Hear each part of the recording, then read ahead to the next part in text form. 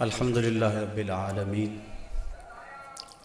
والصلاة والسلام علی سید الانبیاء والمرسلین قال اللہ تعالی وتبارک فی القرآن المجید والفرقان الحمید بسم اللہ الرحمن الرحیم وَلَقَدْ نَصَرَكُمُ اللَّهُ بِبَدْرٍ وَأَنْتُمْ أَذِلَّةٌ صدق اللہ مولانا العظیم وصدق رسولہ النبی الکریم الرؤوف الرحیم اللہم نور قلوبنا بالقرآن وزین اخلاقنا بالقرآن وادخلنا الجنة بالقرآن ونجنا من النار بالقرآن قال اللہ تعالی وتبارک فی شان حبیبہ مخبرا وآمرا ان اللہ وملائکتہ یصلون علی النبی یا ایہا الذین آمنوا صلوا علیہ وسلموا تسلیما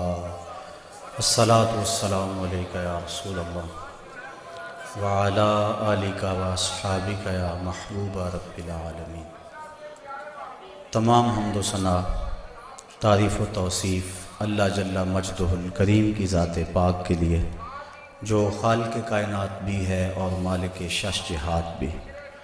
اللہ جل وعلا کی حمد و ثنا کے بعد حضور نبی اکرم شفیع امم رسول محتشم نبی مکرم اللہ کے پیارے امت کے سہارے رب کے محبوب دانائے غیوب مالک رقاب امم فخر عرب و عجم والی کون و مکان سیاہ لا مکان سید انس و جاں سرور لالا رخاں نیر تاباں سرنشین مہوشاں ماہ خوباں شہنشاہ حسینہ تتمہ دوراں سر خیل زہرہ جمالاں جلوہ صبح ازل نور ذات لم یزل باعث تکوین عالم فخر آدم و بنی آدم نیر بطحا رازدار ما اوہا شاہد ما تغا صاحب علم نشرہ معصوم آمنہ احمد مجتبیٰ حضرت محمد مصطفیٰ صلی اللہ علیہ وسلم کے حضور ناز میں اپنی عقیدتوں ارادتوں اور محبتوں کا خراج پیش کرنے کے بعد واجب الاحترام ذوی الاحتشام برادران اسلام السلام علیکم ورحمۃ اللہ وبرکاتہ۔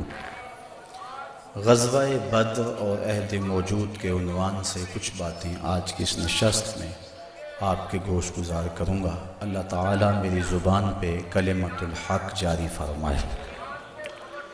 کفر اور اسلام کی پہلی باقاعدہ ٹکر اور پہلی باضابطہ لڑائی غزوہ بدر کے نام سے معنون ہے۔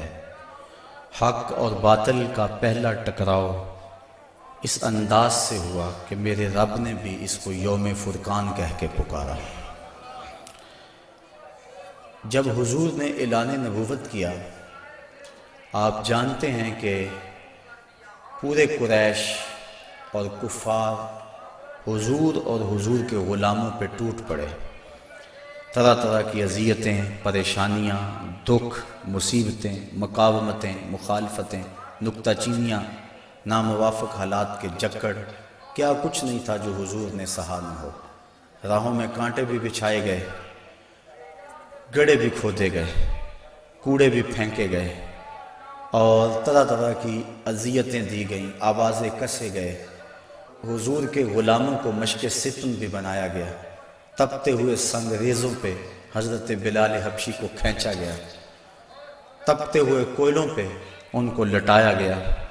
حضرت سمیہ کو مکہ المکرمہ کے ایک چوک میں ابو جہل نے قتل کیا۔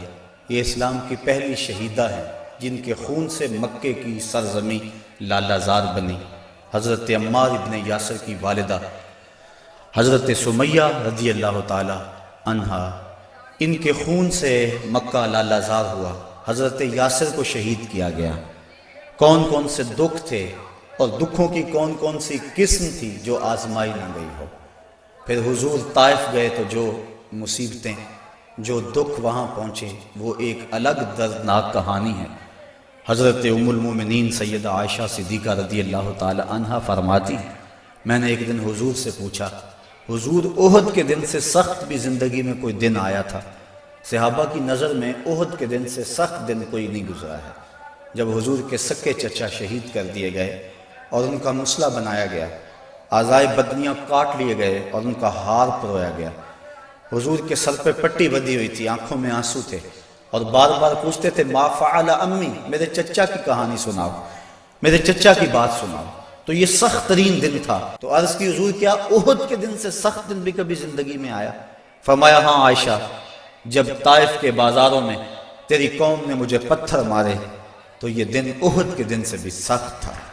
ان کے 3 سرداروں کے پاس حضور پیغام حق لے کر گئے، ان کی ہمدردی کا جذبہ لے کر حضور تشریف لے گئے، لیکن انہوں نے حضور کی دعوت کو مسترد کر دیا، بلکہ اوباشوں کے ہاتھوں میں پتھر دیے، اور حضور جب واپس ہونے لگے تو ان کو 2 رویا کتاروں میں کھڑا کر دیا۔ وہ حضور کے پاؤں پہ پتھر مارتے تھے، حضور پاؤں اٹھاتے تو وہ دوسرے پاؤں پہ پتھر مارتے۔ شدت درد اور احساس کرب سے جب حضور بیٹھ جاتے تو ان کے 2 گنڈے آگے بڑھتے، حضور کو کندھوں سے پکڑ کر اٹھاتے اور پھر پتھر مارتے۔ فرمایا عائشہ، یہ دن احد کے دن سے بھی سخت تھا جب طائف کے بازاروں میں تیری قوم نے مجھے پتھر مارے تھے۔ شاب ابی طالب میں جو 3 سال کاٹے، بھلا اس کو تاریخ کیسے بھول سکتی ہے؟ درختوں کے پتے کھا کھا کے گزر اوقات ہو رہی ہے، عورتوں کی چھاتیوں سے دودھ خشک ہو گئے۔ 3 سال سماجی بائیکاٹ کفار نے کر دیا، اور غلہ تک نہ پہنچنے دیا، وہاں پانی نہ پہنچنے دیا جاتا، اور وہ 3 سال دکھوں کی، اذیتوں کی ایک داستان ہے جو رقم ہوئی، لیکن پائے استقلال میں لرزش نہیں آنے پائی۔ جن کے مقاصد جلیل ہوں، راستے کی سختیاں ان کے قدموں کو روک نہیں سکتی ہیں۔ تکلیفیں، اذیتیں، مقاومتیں، دکھ، رکاوٹیں ان کے راہوں کو ختم نہیں کر سکتی، اور ان کے اٹھنے والے قدم آگے ہی بڑھتے رہتے ہیں۔ وہ تو پیچھے مڑ کے دیکھنا بھی توہین جستجو سمجھتے ہیں۔ تو راہ نہ ورد شوق ہے، منزل نہ کر قبول، لیلا بھی ہم نشیں ہو تو محمل نہ کر قبول۔ وہ تو آگے بڑھنا ہی زندگی کا حسن اور زندگی کا زیور سمجھتے ہیں۔ میرے اور آپ کے آقا و مولا صلی اللہ علیہ وآلہ وسلم نے سارے دکھ سہے، سارے غم جھولی میں ڈالے، ساری تکلیفیں سہی، زبان سے بد دعا بھی نہیں دی۔ طائف کے بازاروں میں جب یہ اذیت ناک مراحل سے گزرے، اس وقت جو 7 صحابہ تھے انہوں نے عرض کی حضور ان کے لیے بد دعا بول دیں۔ فرمایا میں رحمت بن کے آیا ہوں، میں زحمت بن کر نہیں آیا۔ لیکن ان کا پہم جب اسرار ہوا تو حضور نے ہاتھ اٹھا دیے۔ صحابہ منتظر تھے، ابھی لب جنبش کریں گے اور ابھی آسمان سے پتھر برسیں گے، یہ 2 پہاڑ طائف کے آپس میں جڑ جائیں گے اور یہ درمیان میں پس جائیں گے۔ لیکن جب لب واہ ہوئے، کلمات کیا ترتیب پائے، اللہم اہد قومی فإنہم لا یعقلون، اے اللہ میری قوم کو ہدایت دے دے، یہ مجھے جانتی نہیں ہے، اگر جانتی ہوتی تو مجھے یوں پتھر نہ مارتی، میری راہوں میں پھول بچھاتی۔ تو پتھر کھا کر دعائیں دینا یہ نبی کا ہی حوصلہ ہے، بلکہ دعا کرتے ہیں الہی کرم کر کو سارے طائف کے مکینوں پر، الہی پھول برسا دے ان پتھروں والی زمینوں پر۔ فرمایا مجھے ان سے نہیں، ان کی نسلوں سے ایمان کی توقع ہے۔ تو آقا کریم اس انداز کے اندر جو ہے وہ لوگوں کو دعائیں دیتے رہے۔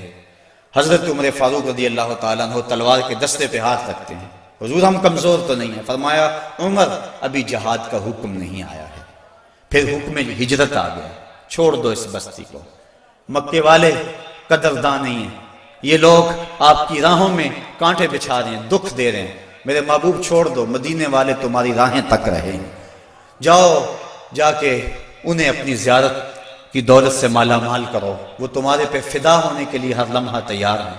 حضور جب گئے، اہل مدینہ نے جس انداز سے استقبال کیا وہ تاریخ کا روشن باب ہے۔ طلع البدر علینا کی صدائیں جس طرح گونجی، کہیں معصوم ننھی بچیاں تھی دف بجاتی تھی، رسول پاک کی جانب اشارے کر کے گاتی تھی اور کہتی کیا تھی، ہم ہیں بچیاں نجار کے عالی گھرانے کی، خوشی ہے آمنہ کے لال کے تشریف لانے کی۔ عجیب ماحول تھا، مدینہ چمک رہا تھا، ہر گھر میں خوشی تھی، ابو ایوب انصاری کا آنگن مہک رہا تھا، وہ خوشی سے گیت گا رہے تھے، امروز شاہ شاہاں مہماں شدست و مارا، جبریل با ملائک درباں شدست و مارا، لوگوں آج شاہوں کا شاہ ہمارے گھر کا مہمان بنا ہوا ہے، جبریل بھی فرشتوں کو لے کر آج ہمارے گھر کا پہرا دے رہا ہے۔ کیسا ماحول تھا، آقا کریم نے یہاں آ کے ریاست مدینہ کی طرح ڈالی اور یہاں ایک نظم قائم کیا، یہودیوں سے معاہدے کیے، کفار مکہ کو یہ سب کچھ ایک آنکھ نہ بھایا۔ ابو جہل نے عبداللہ ابن ابی کو خط لکھا کہ اہل مکہ جو ہمارے سے تمہارے پاس گئے ہیں ان سے لڑائی کرو، ورنہ ہم تم سے لڑائی کریں گے اور تمہاری بیویوں کو اپنی لونڈیاں بنا لیں گے۔ اس طرح اس مضمون کا ایک خط مسلمانوں کو بھی لکھا اور مختلف ان کے جتھے مسلمانوں کی چراگاہوں پہ حملہ کرتے رہے اور مسلمان بھی ان کا جواب دیتے رہے۔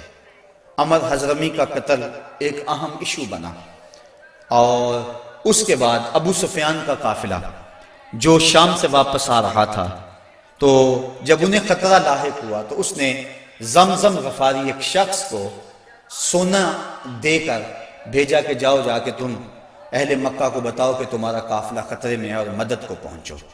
یہ ادھر سے چل پڑا، ادھر حضور کی پھپھی حضرت عاتقہ سلام اللہ علیہا کو خواب آیا کہ ایک سوار اونچی پہاڑی پہ چڑھ کے کہہ رہا ہے کہ اے اہل غدر، اپنی قتل گاہوں کو 3 دن کے اندر اندر دوڑو۔ تو اس کے بعد وہ اونٹ سوار کعبۃ اللہ کی چھت پہ آ گیا اور یہ آواز وہاں بھی لگا ہے، پھر جبل ابی قبیس پہ آ گئے اور وہاں اس نے یہ آواز لگائی، لوگ اکٹھے ہو گئے اور پھر ایک بہت بڑی چٹان پتھر کے اوپر سے گری اور ٹکڑے ٹکڑے ہو گئے۔ مکے کا کوئی گھر ایسا نہیں تھا جس میں اس کے کنکر اور اس کے ٹکڑے نہ گرے۔ تو حضرت عاتقہ جب بیدار ہوئی تو انہوں نے اپنے بھائی حضرت عباس بن عبد المطلب رضی اللہ تعالی عنہ کو یہ خواب سنایا۔ انہوں نے کسی اور کو خواب سنا دیا، چلتے چلتے یہ خواب ابو جہل تک پہنچ گیا۔ حضرت عباس بن عبد المطلب سین حرم میں طواف کے لیے گئے تو ابو جہل ایک ٹولی کی شکل میں بیٹھا ہوا تھا، کہنے لگا بل فضل، بنو ہاشم میں ایک نبی کافی نہیں تھا کہ ایک نبیہ نے بھی اعلان کر دیا؟ کہتے میں نے پوچھا کیا ماجرا ہوا؟ تو اس نے یہ خواب سنایا، میں نے ٹال مٹول کر دی، لیکن اس نے خوب پراپیگنڈا کیا، بلکہ کہا کہ اگر 3 دن تک کوئی ایسا واقعہ نہ ہوا تو ہم چمڑے کے اوپر لکھ کر کعبے کی دیوار سے لٹکا دیں گے کہ سب سے جھوٹا خاندان بنو ہاشم ہے۔ حضرت عباس رضی اللہ تعالیٰ عنہ فرماتے ہیں کہ میں جب گھر گیا تو مجھے عورتوں نے سخت کوسنے دیے کہ وہ بدبخت پہلے تمہارے مردوں پہ بات کرتا تھا، اب عورتوں پر بھی باتیں کرنے لگ گیا۔ کہتے میں غصے سے نکلا، میرا خیال تھا جب ملے گا اگر کوئی بات کرے گا تو پھر میں اس کو خوب جواب دوں گا۔ جو ہی میں سین حرم میں داخل ہوا تو ابو جہل بھاگ رہا تھا، میں سمجھا کہ شاید میرے سے ڈر کے بھاگ گیا، لیکن ماجرا کچھ اور تھا۔ زمزم غفاری آ پہنچا تھا اور وہ ایک اونچے ٹیلے پہ کھڑا ہو گیا تھا، اس نے اپنے اونٹ کے کان کاٹ دیے تھے، ناک کاٹ دی اور اپنی قمیض پیچھے سے پھاڑ دی اور زور زور سے کہا اللتیمہ اللتیمہ، اے ادرک اللتیمہ، اور تمہارا قافلہ لٹ گیا، تمہارا قافلہ لٹ گیا، الغوث الغوث، مدد کو پہنچو مدد کو پہنچو۔ کہتے ہیں بھگدڑ مچ گئی، کیونکہ اس قافلے میں پورے مکے کے لوگوں نے مال لگایا ہوا تھا، لہٰذا جلدی جلدی وہ جنگ کی تیاریاں کرنے لگے اور 3 دنوں کے اندر اندر وہ مکے سے کوچ کر گئے۔ ابھی ایک منزل پہ پہنچے تھے کہ ابو سفیان کا قاصد آ پہنچا کہ ہم بخیریت گزر آئے ہیں، تم واپس ہو جاؤ۔ سارے صاحب لوگوں نے مشورہ دیا، لیکن ابو جہل کہتا تھا نہ، ہم نے بدر میں جانا ہے، 3 دن تک وہاں ہم نے قیام کرنا ہے، وہاں شرابیں پئیں گے، وہاں جشن منائیں گے، پورے عرب پہ ہماری دھاک بیٹھے گی۔ اسے بڑے لوگوں نے سمجھایا لیکن وہ ماننے کو تیار نہ ہوا۔ ہر منزل پہ ہر روز کوئی نہ کوئی سردار دعوت کرتا، 9 یا 10 اونٹ ذبح کرتا اور یہ قافلہ آگے بڑھ رہا ہے۔ ادھر حضور نے صحابہ کو جمع کیا، مٹھی پر جماعت، ایک چھوٹا سا گھونسلہ جو تیار کیا تھا، ایک چھوٹی سی کائنات اور دنیا جو حضور نے تیار کی تھی۔ حضور نے فرمایا صحابہ مجھے مشورہ دو، اشیروا علی ایھا الناس، لوگوں مجھے بتاؤ کیا کیا جائے۔ حضرت عمر فاروق رضی اللہ تعالی عنہ، حضرت ابو بکر صدیق رضی اللہ تعالی عنہ، انہوں نے عرض کی حضور آپ جو چاہیں ہم آپ کے ساتھ ہیں۔ حضرت مقداد نے عرض کی حضور آپ برق الغماد تک بھی جانا چاہیں تو ہم آپ کا ساتھ دیں گے۔ حضور نے فرمایا مجھے مشورہ دو۔ ابو بکر و عمر نے عرض کی اے ہادی دورہ، ہمارے مال و جان اولاد سب کچھ آپ پر قربان، غلامان محمد جان دینے سے نہیں ڈرتے، یہ سر کٹ جائے یا رہ جائے کچھ پرواہ نہیں کرتے۔ اٹھے مقداد عرض کی اے سرور عالم، نہیں ہیں قوم موسیٰ کی طرح کہہ دینے والے ہم، ہمارا فخر یہ ہے ہم غلامان محمد ہیں، ہمیں باطل سے کیا ڈر زیر دامان محمد۔ حضور علیہ السلام نے پھر فرمایا شیرو علیہ ایہا الناس، لوگو مجھے مشورہ دو۔ حضرت عمر فاروق پھر اٹھے تو حضور نے پھر کہا شیرو علیہ ایہا الناس، لوگو مجھے مشورہ دو۔ تو حضرت سعد بن معاذ اٹھے، عرض کی شاید حضور کی مراد انصار سے ہے، ادب سے عرض کی انصار ہیں ہم یا رسول اللہ، غلامان شہ ابرار ہیں ہم یا رسول اللہ، اگر ارشاد ہو بحر فنا میں کود جائیں ہم، ہلاکت خیز گرداب بلا میں کود جائیں ہم، نبی کا حکم ہو تو پھاند جائیں ہم سمندر میں، جہاں کو محو کر دیں نعرہ اللہ اکبر میں۔ یہ قریش مکہ تو کیا چیز ہیں، دیووں سے لڑ جائیں، سنانے نیزہ بن کے سینہ باطل میں گڑ جائیں۔ حضور آپ کا حکم تو ہو۔ آقا کریم علیہ السلام خوش ہو گئے، فرمایا چلو بدر کی طرف پیش قدمی ہوئی۔ 313 افراد پر مشتمل یہ قافلہ جب مدینے سے نکلا تو عجیب حالت تھی، مختصر سامان تھا، 2 گھوڑے، 6 زرہیں، 8 شمشیریں، پلٹنے آئے تھے یہ لوگ دنیا بھر کی تقدیریں۔ مسلمان جب نکلے نا تو ان کے پاس تلواریں بھی 8 تھیں، اور وہ بھی مورخین لکھتے ہیں سلامت نہیں تھی، کسی کا دستہ ٹوٹا ہوا تھا، کسی کی نوک نہیں تھی، کوئی زہر میں بجھنے والی تھی، اور 2 گھوڑے تھے، 70 اونٹ تھے، اور 6 زریں تھی۔ جن کے پاس تلواریں نہیں تھی انہوں نے کھجوروں کے ڈنڈے توڑ لیے۔ اللہ اکبر، کیسا منظر تھا، کیسا ماحول تھا۔ یہ لشکر ساری دنیا سے انوکھا تھا، نرالا تھا کہ اس لشکر کا افسر کالی کملی والا تھا، عجیب رنگ تھا اس لشکر کا، چشم فلک نے کبھی ایسا منظر نہیں دیکھا ہوگا۔ فاقہ مست لوگ جن کے بدن پہ پورے کپڑے بھی نہیں ہیں، اور دنیا کی اس وقت کی بڑی طاقت سے ٹکر لینے کے لیے پورے جذبوں کی فراوانی سے جب مدینے سے باہر نکلے تو یہودی اپنی دکانوں پہ بیٹھے ہوئے تھے۔ انہیں دیکھ کر کہنے لگے مسلمانوں تمہارے پاس نہ کوئی اسلحہ، نہ کوئی نیزے، نہ کوئی بھالے، نہ کوئی خنجر، نہ تیغ و تبر، تم کس آسنے پہ جا رہے ہو؟ آلات حرب و ضرب تو تمہارے پاس ہے نہیں۔ تو مسلمانوں نے حضور کی طرف اشارہ کر کے کہا نہ تیغ و تیر پر تکیہ، نہ خنجر پر، نہ بھالے پر، بھروسہ ہے تو اس سادی سی کالی کملی والے پر۔ ہمارا تو آسرا حضور کی ذات ہے، ہم تو حضور کے سہارے جا رہے ہیں، بنا کر اپنے سینوں کی سپر آیات قرآن کو، بظاہر چند تن کے روکنے نکلے تھے طوفان کو۔ یہ چند لوگ میدان کی طرف بڑھ رہے تھے، حضور علیہ السلام نے 3 اشخاص کے لیے 1 اونٹ مقرر کر دیا کہ باری باری سوار ہوں گے، اور اپنے لیے حضور نے 1 اونٹ تنہا مقرر نہیں کیا بلکہ اپنے ساتھ بھی 2 سوار مقرر کیے، حضرت ابو لبابہ اور حضرت علی المرتضیٰ رضی اللہ تعالی عنہما۔ اور خود حضرت علی المرتضیٰ اور حضرت ابو لبابہ نے عرض کی حضور ہم اپنی باریاں چھوڑتے ہیں، آپ سوار ہیں۔ فرمایا نہ تو تم میرے سے طاقتور ہو کہ تم چل سکتے ہو پیدل، میں نہیں چلتا، اور نہ مجھے ثواب سے بے نیازی ہے کہ ثواب تمہیں چاہیے مجھے نہیں چاہیے۔ فرمایا اپنی باری پہ تم سوار ہوگے، اپنی باری پہ میں سوار ہوں گا۔ محبت کے جوش میں یہ قافلہ آگے جا رہا ہے، عجیب حالت ہے، فاقہ مست ہے، کھجور کو چوس کے روزہ رکھتے ہیں، اسی کو چوس کے افطار کر لیتے ہیں۔ راستے کے اندر ایک جگہ آئی مرج الزبیہ، وہاں ایک چرواہا بکریاں چرا رہا تھا۔ ایک صحابی نے کہا سلم علی رسول اللہ صلی اللہ علیہ وسلم، یہ حضور ہے انہیں سلام کرو۔ وہ کہنے لگا میں تو نہیں سلام کرتا، میں تو سلام تب کروں گا اگر یہ بتائیں میری اونٹنی کے پیٹ میں کیا ہے۔ حضرت سلمہ بن سلامہ 9 خیز عمر ہے، چڑھتی جوانی ہے، انہوں نے اس کے پاس جا کر کہا یہ بات تو حضور سے پوچھتا ہے، یہ تو حضور کے غلام سے پوچھ لے وہ بھی بتا دے گا۔ فرمایا نزوت علیہا وفی بطنہا منک سخلا، حضور نے فرمایا بس کرو تم نے تو اس کو رسوائی کر دیا ہے۔ تو حضور آگے بڑھے۔ اب جب حضور وہاں پہنچے تو کافروں نے پہلے ہی اونچی جگہ پہ پتھریلے علاقے میں پڑاؤ ڈال لیا ہوا تھا، وہاں انہوں نے اپنے خیمے گاڑ لیے تھے، اور جس سمت حضور تھے یہ علاقہ نشیبی تھا اور ریت تھی، چلتے ہوئے پاؤں دھنستے تھے اور چلنا مشکل ہو رہا تھا، سخت گرمی، 17 رمضان۔ حضور علیہ السلام وہاں پہنچے، حضرت سعد نے عرض کی حضور اگر تو اللہ کا حکم ہے یہاں خیمے گاڑنے کا تو میں کچھ نہیں عرض کروں گا، لیکن اگر آپ رائے لینا چاہیں تو میرا خیال ہے ان کنوؤں کے آگے ہم اپنے خیمے نصب کر لیں تاکہ یہ کنویں ہماری پشت پہ چلے جائیں، اور ان کنوؤں کو پاٹ دیں، بند کر دیں۔ تھوڑا تھوڑا پانی تھا کنووں میں اور وہ بھی بہت نیچے۔ اب جب حضور وہاں پہنچے، یہاں مورخ اسلام حفیظ جلندری نے وادی بدر کی فریاد کو بیان کیا ہے۔ وادی بدر نے جب اپنے دامن میں اترتے ہوئے ان مقدس مہمانوں کو دیکھا تو وادی بدر نے اللہ سے فریاد کی۔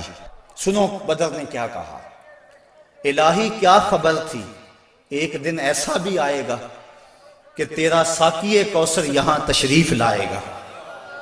خبر کیا تھی، یہاں تیرے نمازی آ کے ٹھہریں گے، شہید آرام فرمائیں گے، غازی آ کے ٹھہریں گے۔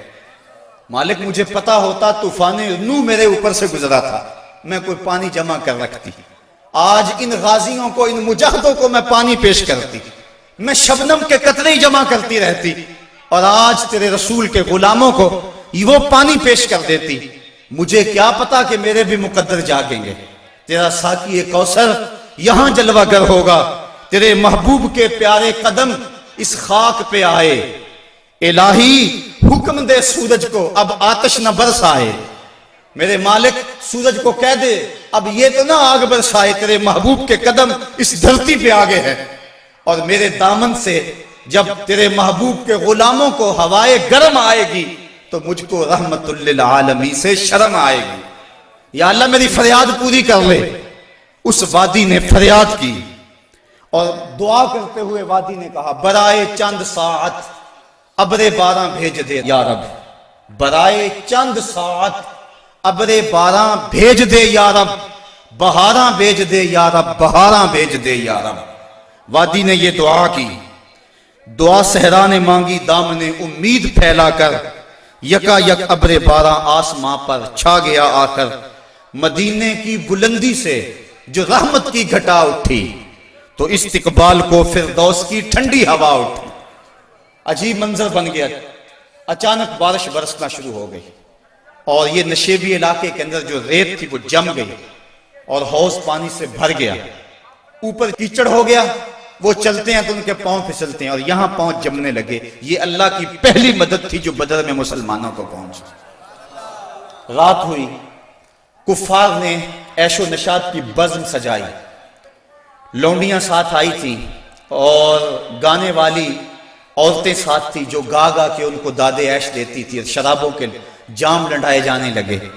ادھر فاقہ مستوں کی یہ مٹھی بھر جماعت، حضور کے لیے مسجد عریش بنائی گئی، ایک چھپر تیار کیا گیا۔ حضرت ابوبکر صدیق رضی اللہ تعالیٰ عنہ حضور کے پیرے کے لیے کھڑے ہو گئے۔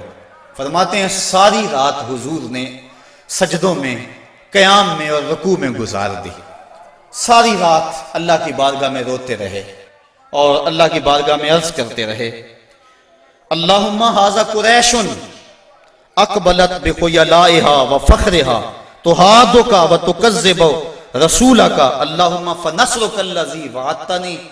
اے اللہ یہ قریش بڑے فخر سے آئے ہیں، تجھے بھی جھٹلاتے ہیں، تیرے رسول کی بھی تکذیب کرتے ہیں، میرے مالک جو میرے سے وعدہ کیا ہے وہ وعدہ پورا کر دے۔ حضرت ابوبکر صدیق رضی اللہ تعالیٰ عنہ فرماتے ہیں حضور کی چادر انور سر سے سرک کے کندھوں پہ آ جاتی اور کندھوں سے سرک کے حضور کی کمر پہ آ جاتی، اور میں حضور کی چادر دوبارہ سر پہ دیتا اور عرض کرتا بس کرو یا رسول اللہ، بس کرو، اللہ کی مدد آ جائے گی، بس کرو۔ لیکن حضور بار بار کہتے یا حیو یا قیوم، یا حیو یا قیوم۔ ساری رات حضور نے دعاؤں میں گزار دی۔ جب سحری کا وقت ہوا، نماز ہوئی، حضور نے لوگوں کو کہا لوگوں صفیں سیدھی کر لو۔ حضور نے ہاتھ میں چھڑی یا کوئی تیر پکڑا ہوا ہے اور لوگوں کو کہا کہ صفیں سیدھی کرو۔ حضرت سواد رضی اللہ تعالیٰ عنہ ایک صحابی تھے، وہ سب سے تھوڑا سا آگے بڑھ گئے، حضور نے وہ چھڑی سے ان کے پیٹ میں ٹھوکر دی کہ استوی یا سواد، سواد سیدھے ہو جاؤ۔ تو حضرت سواد سیدھے ہو گئے، ساتھ ہی عرض کرنے لگے حضور مجھے اس کی بڑی تکلیف ہوئی ہے، درد ہوا ہے، میں آپ سے بدلہ چاہتا ہوں، قصاص مانگتا ہوں۔ سارے صحابہ ان کے کان کھڑے ہو گئے، اس حالت میں یہ کیا کہہ رہا ہے؟ حضور نے فرمایا اچھا بدلہ لے لے۔ عرض کی حضور جب آپ نے مجھے چھڑی ماری تھی تو میرا پیٹ برہنہ تھا، حضور نے زرہ کے بند کھول دیے اور پیٹ ننگا کر دیا۔ حضرت سواد نے جب حضور کے چمکتے ہوئے بطن کو دیکھا فَقَبَّلَ بَطَنَهُ، تو چمٹ گئے اور حضور کے پیٹ کو چومنے لگے۔ حضور نے فرمایا سواد تجھے اس چیز پہ کس نے ابھارا؟ عرض کی حضور منظر آپ کے سامنے ہے، میں اس لیے یہ کام کیا ہے کہ آخری وقت میرا بطن آپ کے بطن سے چھو جائے۔ اللہ کے محبوب علیہ السلام نے صفوں کو سیدھا فرمایا اور پھر جا کے حضور نے سجدے میں سر رکھ دیا، اور پھر حضور نے ایک ایسی دعا مانگی، آج تک ایسی دعا کسی نے نہیں مانگی ہوگی، بڑی ناز والی دعا، بڑی انداز والی دعا، ایسی دعا آج تک نہ کسی نے مانگی اور نہ کوئی مانگ سکتا ہے۔ حضور نے پیشانی سجدے میں رکھ دی، آنکھوں میں آنسو ہیں، یہ فاقہ مست لوگ کتاروں میں کھڑے ہیں، ادھر کفار شرابوں کے نشوں میں دھت للکار رہے ہیں، حل میں مبارزن، آؤ ہمارے مقابلے میں۔ حضور علیہ السلام صحابہ کو صفوں میں کھڑا کر کے آپ پیشانی کو مسجد عریش کی ریت پہ رکھ دیا اور آنکھوں میں آنسو ہیں، اور حضور نے جو دعا کی لفظ سنی، کہا یا رب ان تہلک ہذہ العصابہ لن تعبد فی الارض ابدا، میرے مالک میں نہیں کہتا ان کو بچا لے، لیکن دیکھ اس دھرتی پہ تیرا نام لینے والے یہی 313 ہیں، میرے مالک اگر یہ نہ رہے تو قیامت تک تجھے بھی رب کوئی نہیں کہے گا، بس یہی 313 ہیں، یہی تیرے نام لیوا ہیں، اگر اغیار نے ان کو جہاں سے محو کر ڈالا قیامت تک نہیں پھر کوئی تجھ کو پوجنے والا، الہی عہد لیلۃ المعراج پورا کر، محمد سے جو وعدہ ہو چکا ہے آج پورا کر۔ اللہم ان تہلک ہذہ العصابہ لن تعبد فی الارض ابدا، اے اللہ اگر یہ نہ رہے تو قیامت تک تجھے بھی رب کوئی نہیں کہے گا۔ یہ لفظ حضور کی زبان پہ تھے، اور چادر سرک کے کندھوں پہ آ گئی، کندھوں سے سرک کے کمر پہ آ گئی۔ حضرت ابوبکر صدیق کہتے ہیں بس کرو یا رسول اللہ، حسبک یا رسول اللہ، حسبک اللہ یا رسول اللہ، حضور اللہ کافی ہے آپ کو۔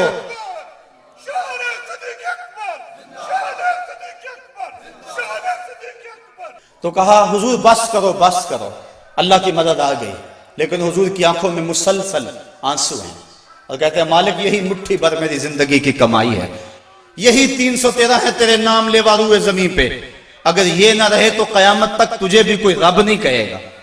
پھر کیا ہوا؟ اچانک حضور نے سر اٹھایا، حضرت ابوبکر صدیق فرماتے ہیں میں دیکھ رہا تھا، حضور نے فرمایا ابشر یا ابا بکر اتاک نصر اللہ ھذا جبریل آخذ بعنان فرسہ، ابو بکر بشارت ہو، مبارک ہو، وہ دیکھو اللہ کی مدد آ گئی ہے، وہ دیکھو جبریل گھوڑے پہ سوار ہیں اور گھوڑے کی لگام کو تھامے ہوئے ہیں، اور گھوڑے کے پاؤں کے اوپر گرد جمی ہوئی ہے، وہ دیکھو اللہ کی مدد آ گئی۔ اللہ اکبر۔ حضور علیہ السلام یا حیو یا قیوم کا وظیفہ پڑھ رہے ہیں، ادھر کافروں نے کہا حل میں مبارزن، حضور نے 3 انصاری جوان بھیجے، حضرت حارث، حضرت معاذ اور حضرت معوذ۔ قریش نے پوچھا کون؟ کہا ہم رہت من الانصار، انصار میں سے ہم کچھ لوگ ہیں۔ کہا جاؤ چلے جاؤ، ہمارا تمہارے سے کوئی مقابلہ نہیں، ہمارے جوڑ کے لوگ بھیجو، ہم اپنے جوڑ کے لوگوں سے لڑا کرتے ہیں۔ انہوں نے آ کر حضور سے عرض کی حضور یہ بڑے متکبر ہیں، کہتے ہیں تم ہمارے جوڑ کے نہیں ہو۔ حضور علیہ السلام نے فرمایا قم یا عبیدہ، قم یا حمزہ، قم یا علی، عبیدہ تم اٹھو، حمزہ تم اٹھو، علی تم اٹھو۔ کہا جاؤ تم جوڑ کے ہو، بلکہ ان کو توڑ کے آؤ۔ حضرت علی، حضرت حمزہ اور حضرت عبیدہ تینوں گئے۔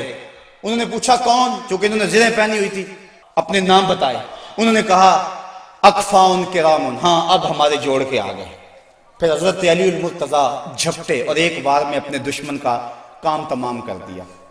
شیبہ، عتبہ اور ولید یہ تینوں مقابلے میں آئے تھے۔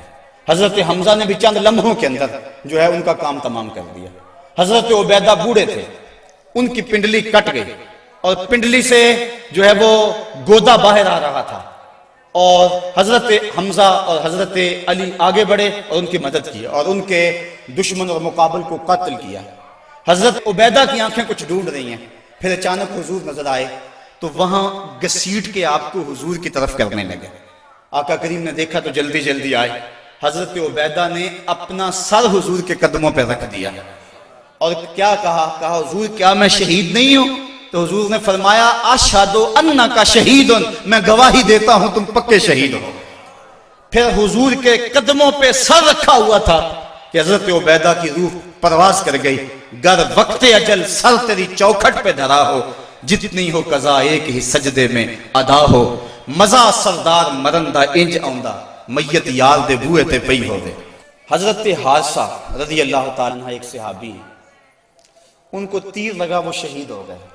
ذرا منظر دیکھیے بدر کا۔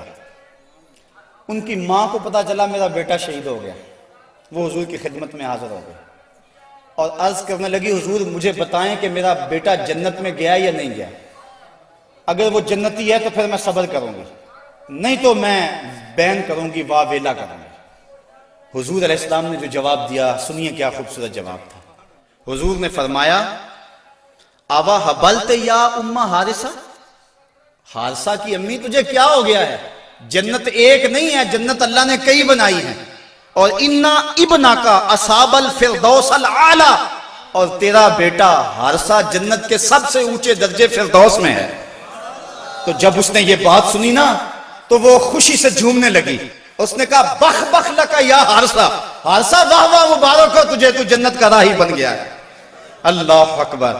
اب حضور علیہ السلام اسی چھپر میں بیٹھے ہیں۔ حضرت علی المرتضیٰ فرماتے ہیں میں جنگ کرتا اور کئی کافروں کو جہنم رسید کرتا، پھر مجھے شوق ہوتا میں حضور کے پاس جاتا اور میں دیکھتا حضور سجدے میں سر رکھا ہوا ہے اور کہتے ہیں یا حیو یا قیوم، یا حیو یا قیوم، یہ لفظ ہے حضور کی زبان پہ۔ میں 3 مرتبہ گیا اور تینوں مرتبہ جو ہے وہ حضور کی زبان پہ یہی لفظ تھے اور سر سجدے میں تھا۔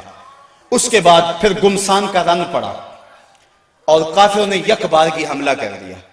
حضرت علی المرتضیٰ سے روایت ہے، فرماتے ہیں جب سب نے یک بارگی حملہ کیا نا تو ہم نے کیا دیکھا کہ حضور بھی اٹھ کے آ گئے۔ اللہ اکبر۔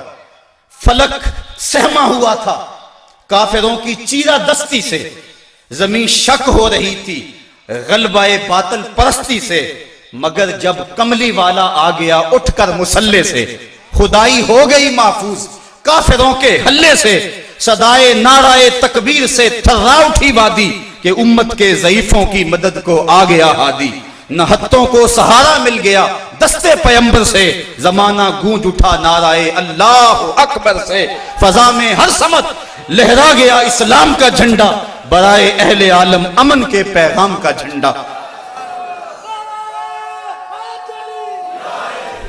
حضور مسلح سے اٹھ کر میدان میں آ گئے۔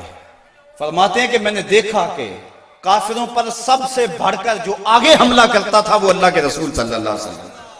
حضور بڑھ بڑھ کے حملہ کرتے تھے اور فرمایا قوموا الی الجنہ عرضها السماوات والارض، نکلو اس جنت کی طرف جس کی چوڑائی زمین و آسمان کے برابر ہے۔ حضور یہ پڑھتے جا رہے تھے قوموا الی الجنہ، بڑھو بڑھو جنت کی طرف۔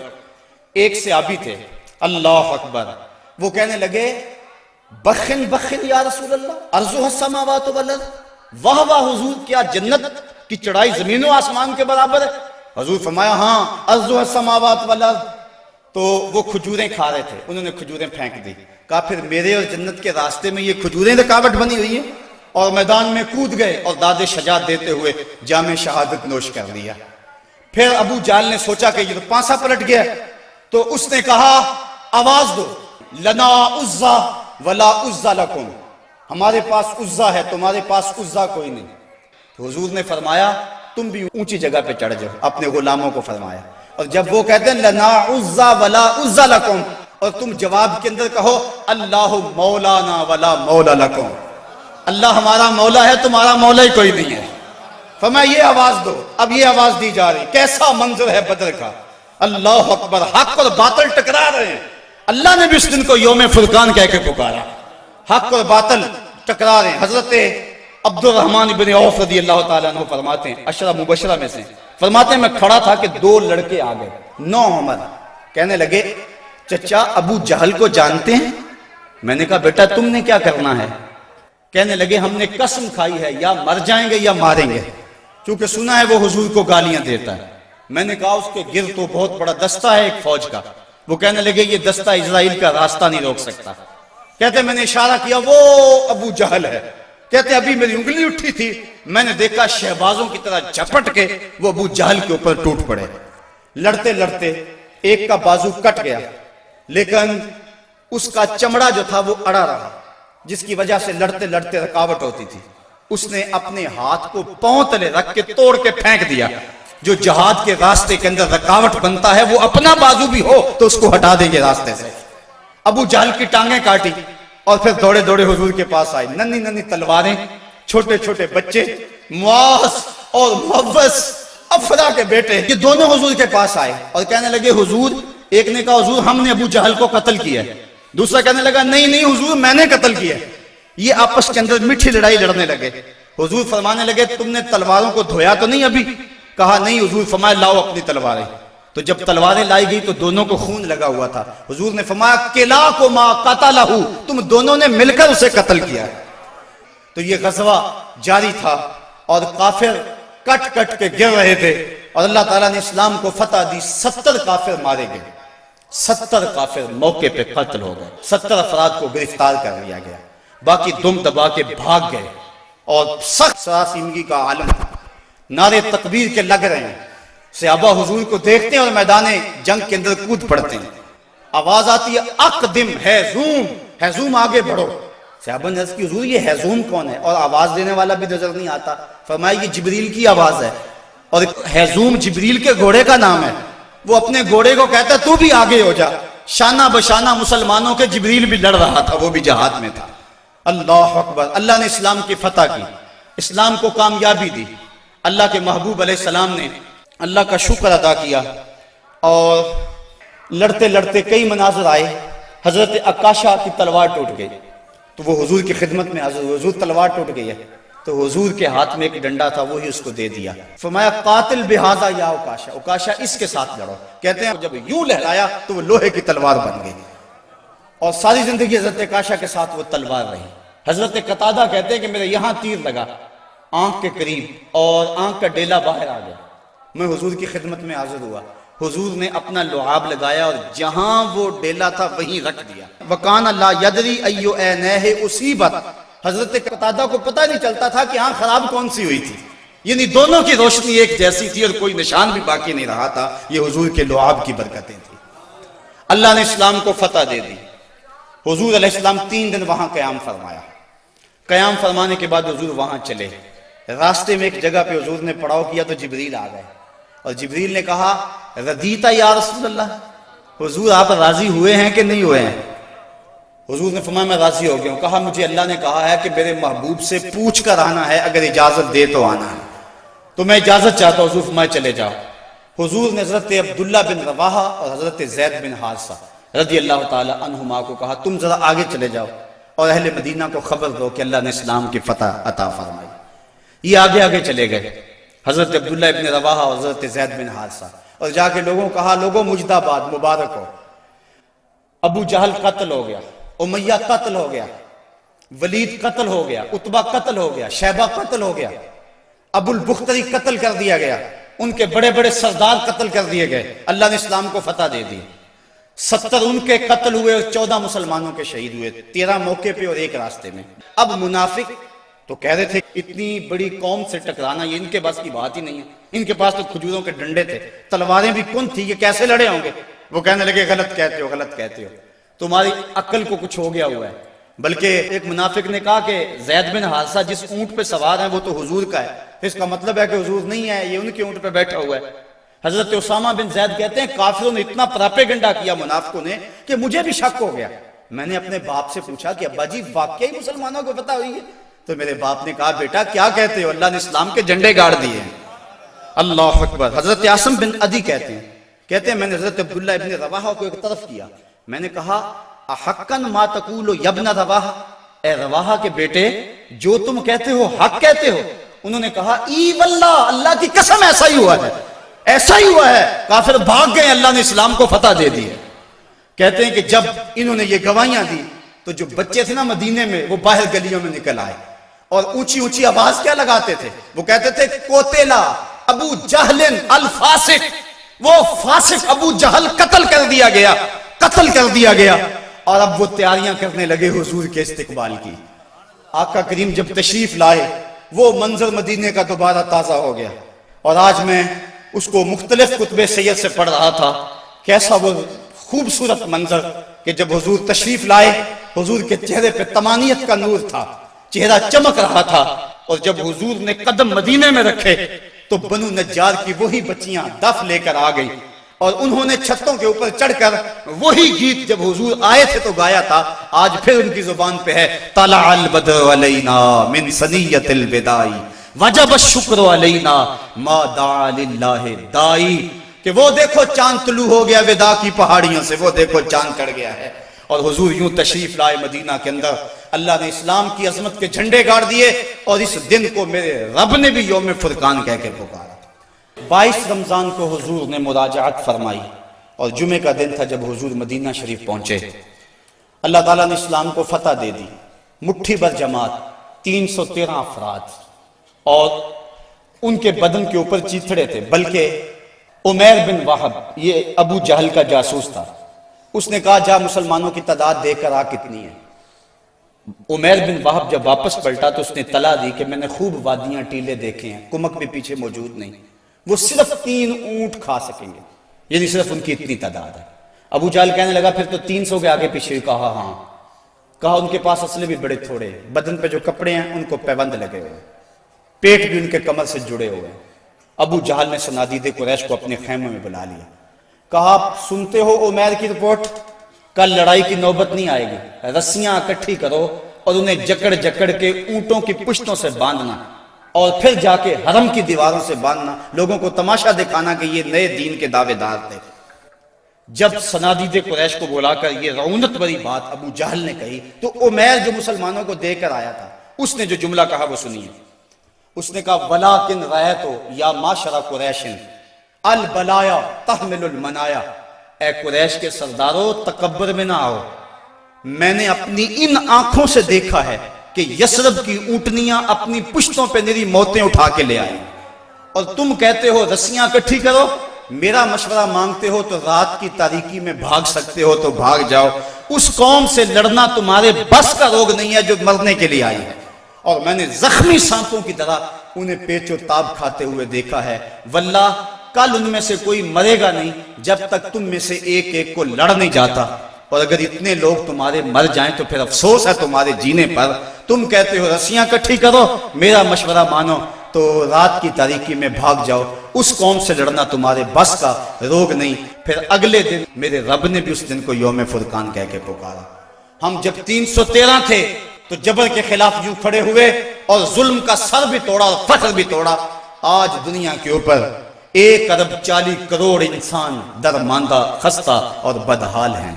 آج حال یہ ہے کابل سے کندھار تک، قلعہ جنگی سے دشت لیلہ تک، تورا گورا سے تکریت تک، موصل سے بغداد تک، جاوا کے ساحل سے رباط کے کوچہ و بازار تک، نیل سے کاشغر تک، القدس سے کشمیر تک، دریائے آمو کی لہروں سے ڈل جھیل کے کناروں تک، ہر سمت کفر دندنا رہا ہے اور ہم دفاعی پوزیشن میں بھی نہیں رہے۔ پچھلے دن 4 میزائلوں سے ہمارے وطن کی آبرو پہ حملہ ہوا، اور کتنی بدقسمتی ہے ہمارے ملک کے وزیر اعظم نے کہا کہ ہم امریکہ سے مقابلہ نہیں کر سکتے۔ میں نے کہا یہ بات صدر کہتا تو شاید مجھے دکھ نہ ہوتا، تو حضرت امام حسین کی اولاد سے تعلق رکھتا ہے، تیرے پاس تو 72 بھی فرد ہوتے، وہ بھی میدان میں لے کر آ جاتا۔ یہ کیسے حالات آ گئے اور کیسے دن آ گئے۔ صاحبو اس بات میں تو واقعی معقولیت ہے کہ جب تم کمزور ہو تو طاقتور سے ٹکر نہ لو، لیکن اگر تم کمزور بھی ہو لیکن درندہ تمہارے گھر میں گھس آئے اور تمہارے بچوں کی ہڈیاں توڑنے لگے اور تمہارے گھر کے افراد کا خون پینے لگے اور پھر بھی تم کہو کہ ہم مقابلہ نہیں کر سکتے ہیں، تو یہ کیسی بے ڈھنگی بات ہے۔ اب بھی بلا کو جینے کا جواز باقی رہ گیا ہے۔ زندگی اتنی بھی غنیمت نہیں کہ اس کے لیے عہد کم ظرف کی ہر بات گوارا کر لی جائے۔ صاحبو زندگی کے یہ حسین لمحے اہل بدر کی زندگیوں سے روشنی لے کر منور کیے جا سکتے ہیں۔ آج پوری دنیا کے اوپر 1.40 ارب انسان کبھی خانمہ برباد نہ ہوتے اگر انہیں بدر والوں کا جذبہ نصیب ہو گیا ہوتا۔ ہمارے پاس آلات حرب و ضرب نہ بھی ہوں، لیکن مسلمان جب ظلم کے مقابلے میں کھڑے ہوتے ہیں تو بڑی بڑی قوتیں دم توڑ جاتی ہیں، ان کا مقابلہ نہیں کر سکتی ہیں۔ آج ہماری بدبختی اور ہماری رسوائی کا سامان اس لیے پیدا ہوا، ہمارے پاس اسلحے بھی موجود ہیں، ایٹمی صلاحیت سے بھی ہم مالا مال ہیں، نہیں ہے تو جذبہ بدر ہمارے پاس نہیں ہے۔ فضائے بدر پیدا کر، فرشتے تیری نصرت کو اتر سکتے ہیں گردوں سے قطار اندر، کتا ربی